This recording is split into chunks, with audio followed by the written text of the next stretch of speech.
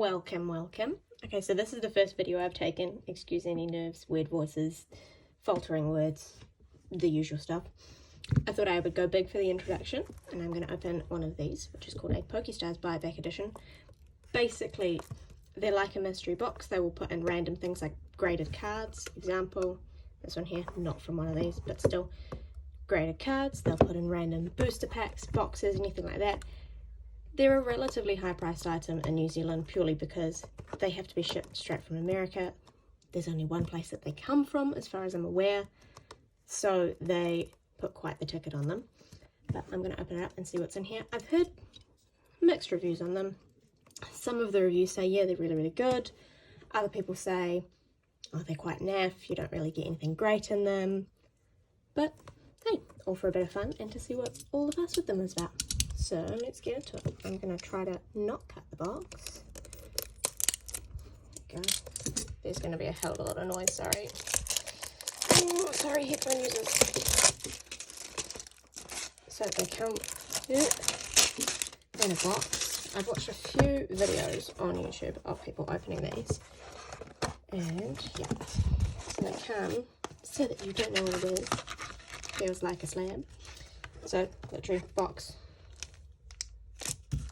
It's in a little, like a protective sleeve. It's a zip seal sleeve. So I'm just going to peek in the top so I know which way around to hold it.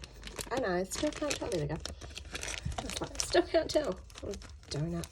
Can you tell I haven't done this very much? So, it's a sleeve, and it's a PSA sleeve at that. You can tell the difference. This one's from Beckett's, so BGS. And with Beckett's ones, big Beckett logo, title, all the other stuff. This is all the things they mark them on. Unique code for every single card so that you can tell exactly whose it is, what it is, when it is. So that's a Beckett one. This is a PSA one.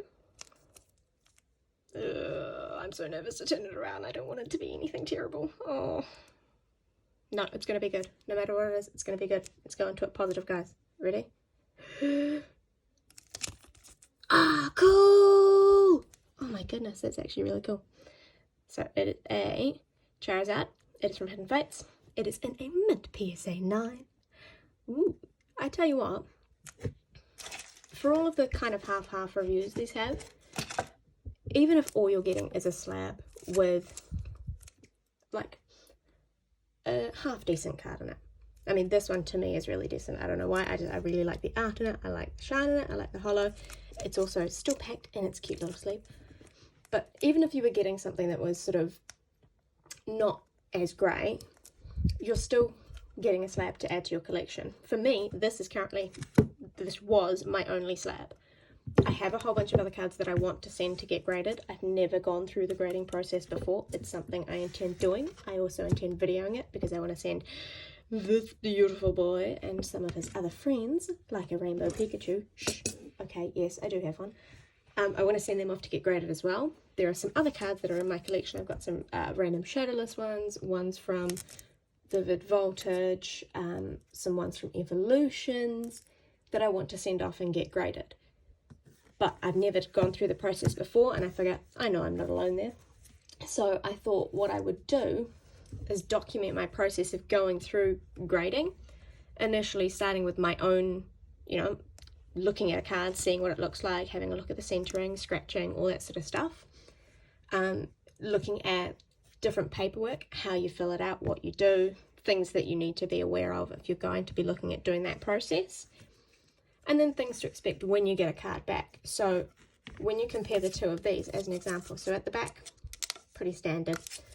At the front, you will notice the difference between the two. These ones also have a code, awesome. What the PSA cards don't have, that Beckett cards do, is this little information here. I'm going to see if I can get it up there without glare. So these guys, Beckett's will note on the actual graded card the markings that it got for its centering, its corners, its edges, its surfaces. PSA, they will literally just, here's what it was. There is another company that I'm also going to trial and see how they go, and it is Card Grading Australia. and from what I've seen, they've got good reviews. Again, they won't be as sought after as a PSA or a Beckett's for obvious reasons. They're, you know, a relatively new company. They're from Australia.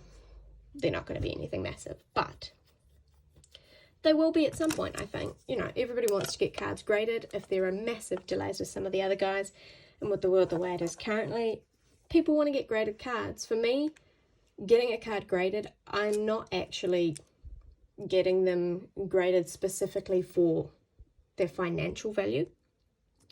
I want to get them graded predominantly to actually protect a card, because I am paranoid that in my klutziness I'm going to break this beautiful rainbow boy, and I think I would probably cry. So I wanted to get them encased like this, and I know a lot of the companies do just encasing without actually grading it, but I figure if I'm going to be sending it off overseas, because I'm in New Zealand, if I'm going to be sending it off overseas to get it encased, I may as well get them to grade it at the same time. And with cards, again, like this one, sorry, I'm going to keep harping back, I'm so stoked I pulled him. With cards like that one, of a higher chase, of a higher, you know, ones that are more sought after, it's better to get them graded in my mind, because at least then you can have a kind of proof, much like the numbers on here, of how good the centering is and how good of a condition your card is in compared to other cards in the market, which again isn't really going to matter if you plan on keeping it.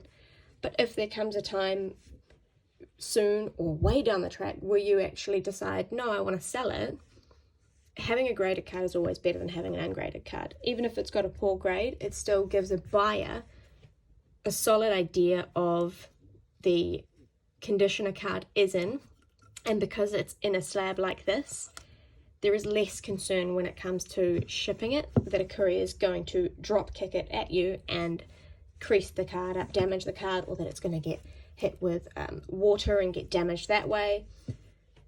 So yeah, I'm going to look, sorry, I know I'm waffling, I'm going to look to doing the grading process with a whole bunch of my cards.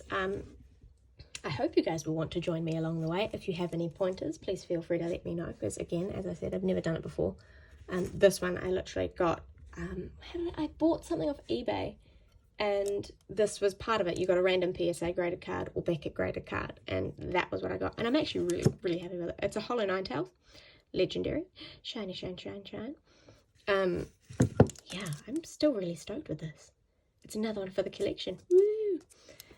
If you guys enjoyed the opening, let me close the box so I can look all professional, of this, then please feel free to let me know. I'm already contemplating getting another one because it was actually really fun.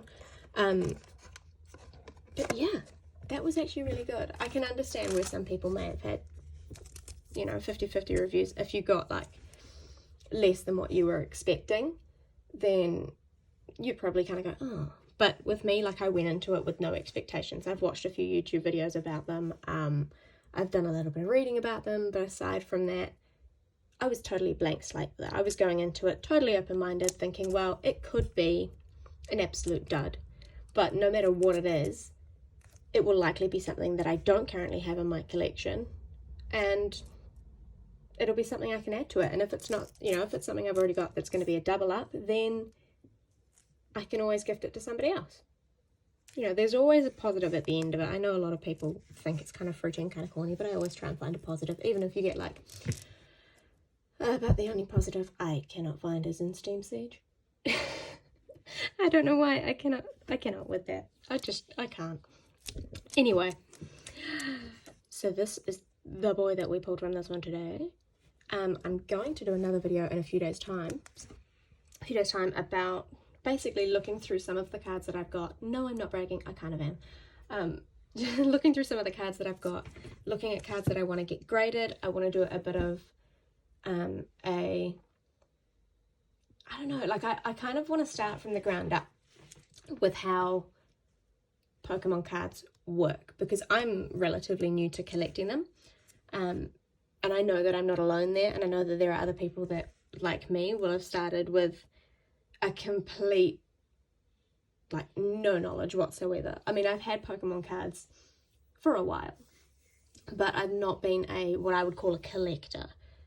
But I wanted to get serious into it, so I took the plunge. Scary, but I did it. But yeah, I wanted to kind of talk to everyone about various things with cards. For a lot of people that have been collecting them for ages, it's gonna probably be a bit boring for you because it's all gonna be stuff that you know, and it's all gonna be based on things that I've learned from researching on the internet, from watching different YouTube videos, from looking at things from different collectors, talking to different collectors, basically knowledge that I've picked up along the way from being ridiculously obsessed with it for the last year and a half. I have had, I've got cards in my collection that I've had since before then, but last year was when I decided I was going to start taking it a bit more seriously. But yeah, I want to have another video where I have a look through some of my cards, talk about the grading process, things to look for on your cards. I'm going to do another video. Also, sorry about my nails. My goodness, I need to paint them. Another video a while from now about telling a fake card from a real card. Again, I'm not a massive expert, but there are pointers that I have learnt along the way that might help other people. And yeah, I'm going to have various other items to open, and I would love for you guys to be a part of that and come and join me on that journey. I have got a whole bunch of things coming from overseas. I'm currently in that horrible period that a lot of other people are in, where we're waiting and waiting and waiting until the next range of ETBs and booster boxes come to New Zealand, because we are literally, we're all sitting here watching videos on YouTube of other people opening them going, I want my pretties. But, all in good time. These things will happen when they happen.